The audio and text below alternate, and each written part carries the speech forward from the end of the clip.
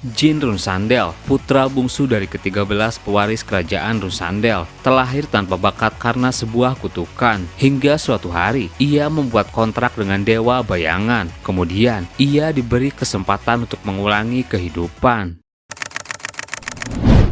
Video ini merupakan kelanjutan cerita dari part sebelumnya. Di cerita sebelumnya, Jin Runcandel bertemu dengan Feradin dan menceritakan kalau ia telah dicuci ingatannya oleh Jipol. Di tengah kebersamaan mereka, pasukan Phantom Corps yang dipimpin oleh Octavia Jipol muncul. Jin yang melarikan diri kemudian dikejar oleh pasukan Phantom Corps dan terlibat pertarungan. Dalam pertarungan dengan Phantom Corps, dari berbagai arah, rantai dari Phantom Corps siap mengenai Jin. Serangan itu kemudian menjerat sesuatu, tapi mendadak para Phantom heran. Di sana Jin berhasil menghindar dan langsung memberikan serangan api.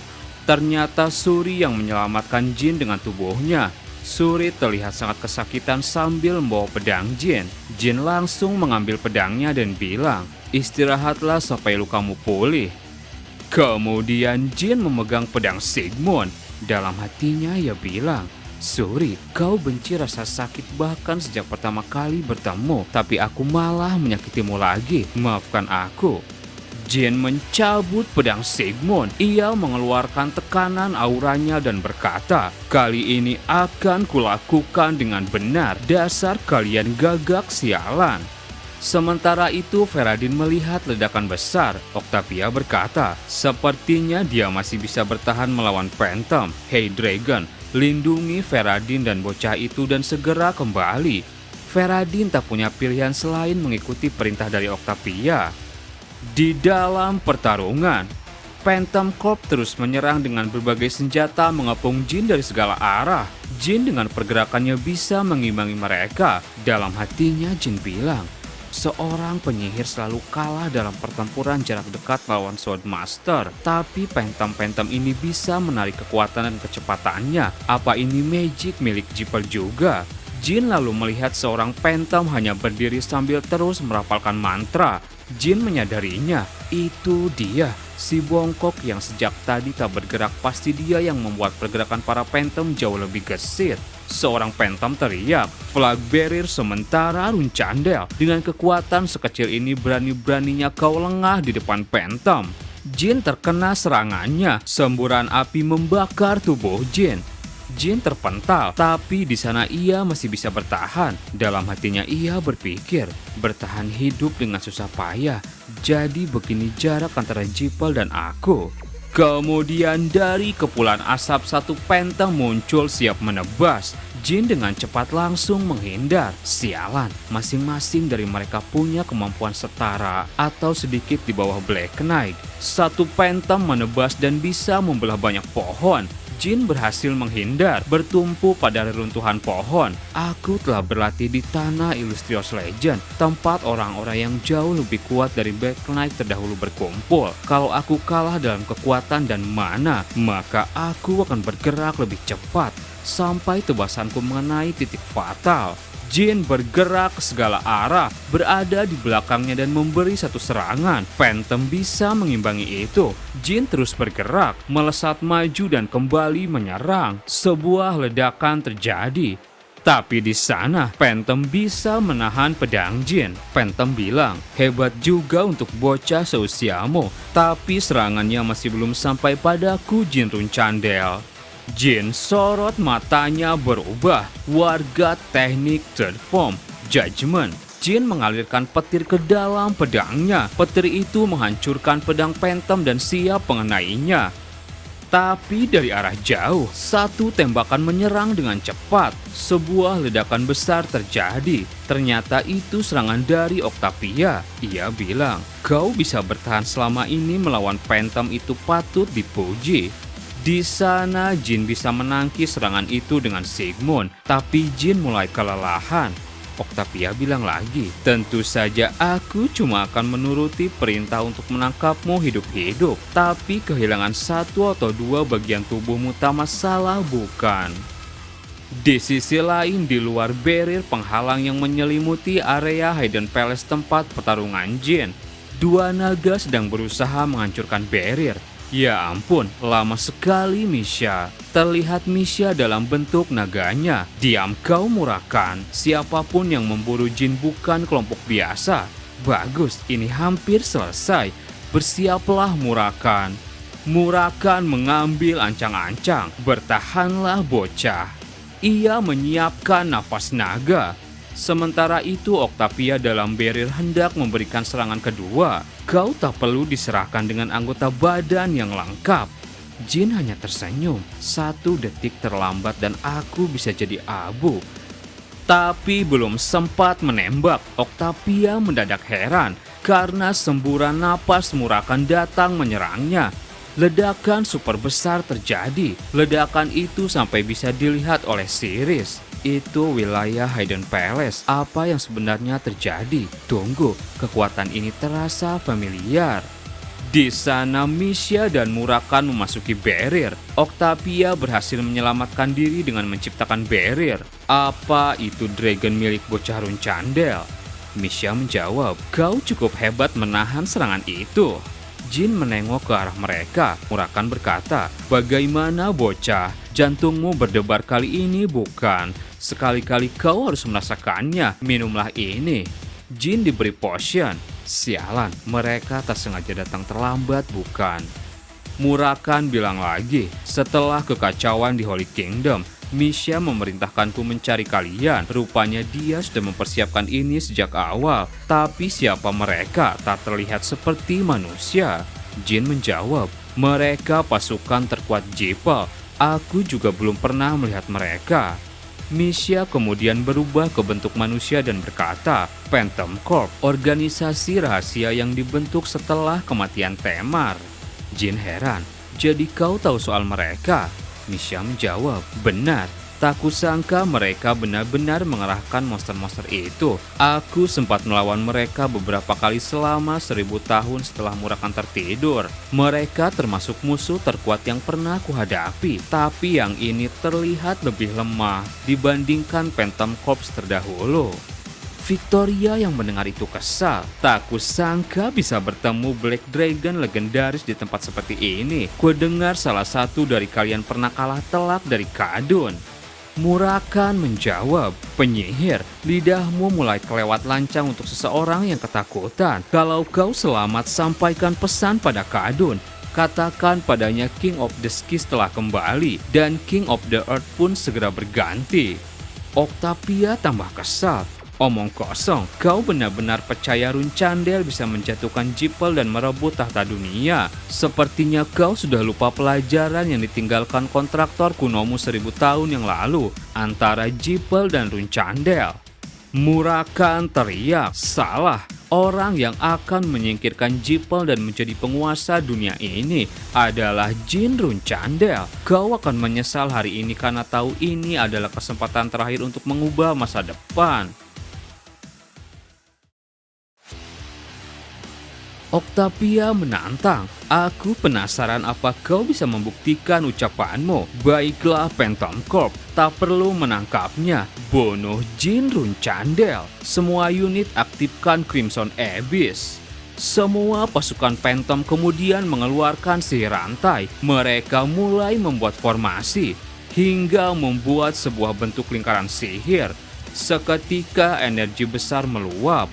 Murakan lalu hendak terbang. Jadi kau berniat membunuh bocah itu. Sudah kubilang kau sudah terlambat. Sepertinya telingamu tak berfungsi.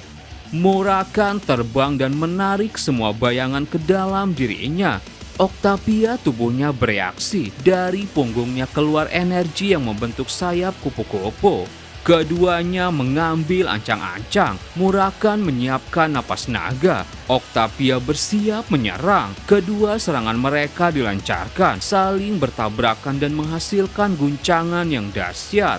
Tapi di sana Murakan mulai terpojok. Jin yang melihat itu bilang, spirit energi Murakan sedang tertekan. Musuh-musuh ini, mereka di level yang berbeda.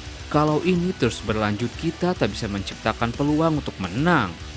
Jin bilang, Nona Misha, karena ini wilayah Hidden Palace. Kalau keadaan jadi gawat, buat kekacauan sebanyak mungkin dan Master Palace pasti akan turun tangan. Misha menyiapkan sesuatu. Jadi kau pikir aku akan kalah bahkan sebelum bertarung? Baiklah, rencana itu baru dipakai kalau Murakan sudah kabur bersamamu. Selalu bagus punya rencana cadangan. Misha menciptakan Shadow Tombak Energi. Tenang saja nak, bahkan Phantom Corp lama yang jauh lebih kuat dari kelompok ini tak bisa berbuat apapun pada aku.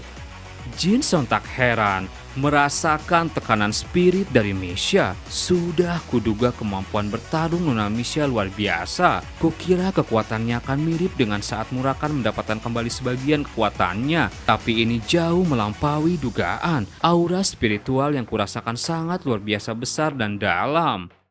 Misha mulai bergerak. Akan kubuka jalan sekarang. Pergilah bersama Murakan.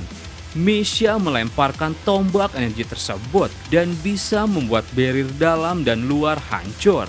Octavia kaget tak bisa merasakan serangan tersebut.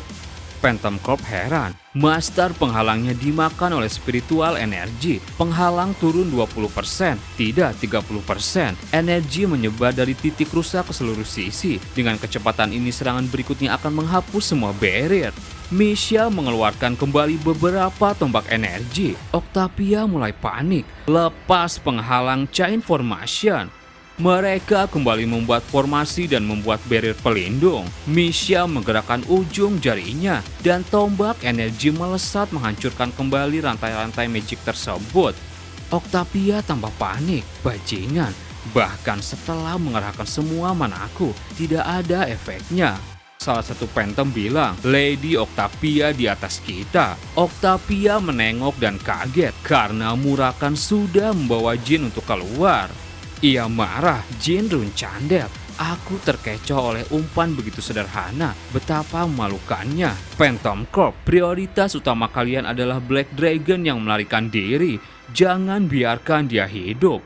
Pasukan Phantom langsung mengeluarkan banyak lingkaran sihir. Mereka siap menyerang Murakan. Misha kembali bergerak. Ia melompat dan berkata, apa para pendahulu dari Phantom Corp selama tidak pernah memperingatkanmu tentang aku? Misha kembali mengeluarkan banyak tombak energi. Sihir rantai dikeluarkan Phantom. Misha melemparkan tombak energi.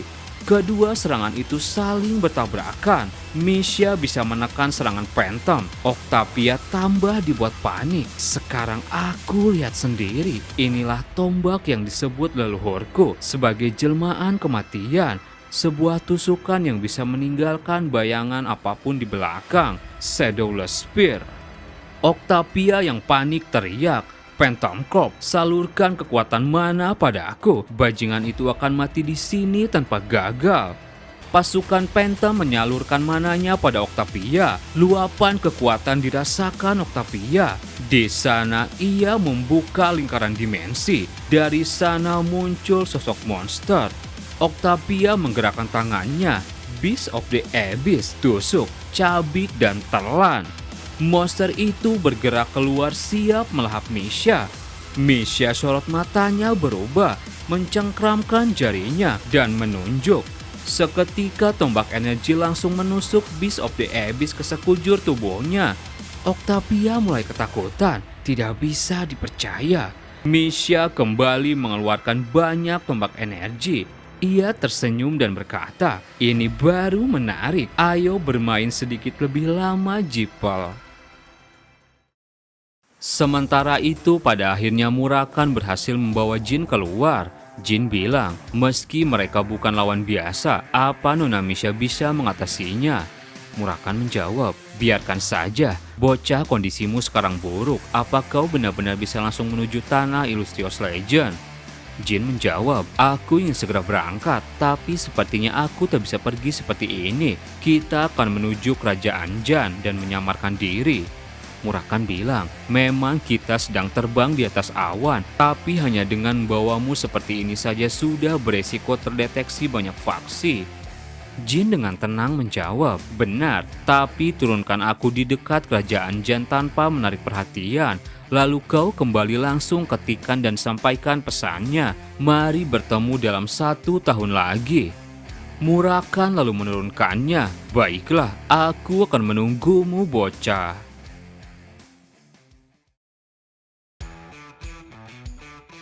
Sementara itu di dekat pegunungan Jan, para water tile seperti biasa sedang mencari ikan. Lihat, itu duck flame yang sedang meluncur. Setelah melewati lubang kecil di tengah bebatuan hutan, Jin tiba di sebuah tempat. Jadi ini desa suku water tile yang diceritakan duck flame. Desa yang dibangun di bawah akar pohon. Rumah-rumahnya ternyata cukup lucu, tapi kemana mereka semua pergi? Jin duduk sejenak sampai duck flame kembali. Aku akan menstabilkan mana yang meluap ini. Jin berkonsentrasi menyembuhkan dirinya. Di sana ia teringat dengan Phantom Corp, Octavia Jipel. Aku sama sekali tak menyangka ada kekuatan seperti itu. Mereka memang lawan yang tak terduga. Tapi cepat atau lambat aku pasti akan berhadapan dengan mereka juga. Setidaknya aku mendapatkan gambaran awal tentang kekuatan sejati Phantom Corp. Yang lebih mengkhawatirkan adalah Feradin yang ingatannya dikendalikan. Kenapa para dewa yang menjalin kontrak dengannya hanya diam saja? Jangan-jangan Keliak juga ikut campur dalam kontrak itu? Sejauh apa tangan kalian menjangkau segalanya, Jipel? Tak lama kemudian Jin membuka mata dan sudah banyak suku water tile dan ada duck flame. Jadi kau sudah sadar, Jin? Jin menjawab, duck flame, lama tak jumpa. Maaf masuk tanpa izin. Banyak hal terjadi. Aku terlalu fokus sampai tak sadar kau datang. Suku water tile tertawa karena anak-anak mereka mencoret wajah Jin. Jin sejenak larut dalam suasana. Kalian menggambarnya cukup bagus. Duck flame lalu bertanya, yang lebih penting apa kau tidak apa-apa? Aku melihat pengumuman buronanmu, kami semua khawatir. Jin menghapus coretan itu dan menjawab, sebenarnya aku datang karena ingin meminta bantuan soal itu. Apa aku bisa bicara lagi dengan suku Snow God? 2 hari kemudian Jin kembali menemui Snow God. Jadi kau meminta kami menyamarkanmu lagi, dan kau bahkan ingin kami membentuk rombongan dagang dan menyeberangi gurun bersama. Itu sungguh mustahil. Jin adalah buronan kelas atas yang sedang diburu Runcandel dan Jipel. Jin menjawab, aku akan mengajukan kesepakatan yang tidak bisa ditolak suku Snow God. Jin memberikan pedang beradamante. Aku akan memberikan pedang ini setelah menyeberangi gurun. Saat rumor kematianku menyebar, bawalah pedang ini ke Runcandel dan serahkan pada mereka. Kalian akan menerima imbalan di luar bayangan. Snow God menjawab, kami memang suka emas, tapi juga takut. Jin menjawab, itulah sebabnya kita akan membuat rombongan dagang dan masuk ke gurun. Katakan kau menemukan pedang ini di reruntuhan terpencil saat melintasi gurun Mitra. Dari sudut pandang klan, hanya dengan mengambil kembali pedang ini saja sudah pantas diberi penghargaan. Jadi mereka takkan menyakiti kalian. Ini adalah salah satu pedang paling berharga dari klan kami. Mereka akan memberikan kompensasi besar dan bahkan menjamin perlindungan kalian. Di sana Snow God menolaknya. Kami berhutang nyawa padamu, tapi jika ketahuan kami membantu, kami semua akan dimusnahkan. Kami sungguh ingin membantu tapi mohon mengerti. Jin mengambil kembali pedangnya. Benar juga, maaf, sepertinya aku hanya memikirkan diriku sendiri. Aku sepenuhnya mengerti. Jika kalian menolak, aku memang berniat menyeberangi gurun itu lagi sendirian. Tapi kemudian sesuatu muncul. Snow God heran, tidak mungkin dia datang ke sini. Semua Snow God langsung keluar. Biskin menyambut penguasa tanah ini, Falcon. Terlihat sosok kucing putih kecil membawa sebuah tongkat. Semua Snow God langsung memberi hormat pada Falcon. Water Tile juga menyambutnya. Jin dalam hatinya menyadari sesuatu. Aku tahu Falcon itu yang menggali seluruh gua ini. Jadi itu sebabnya ia disebut penguasa. Setiap langkah Falcon diselimuti energi kehidupan. Ia mendekati Jin lalu tersenyum. Terima kasih buat teman-teman yang udah nonton video ini sampai habis. Mohon maaf jika ada salah. Admin pamit dan sampai jumpa di video berikutnya.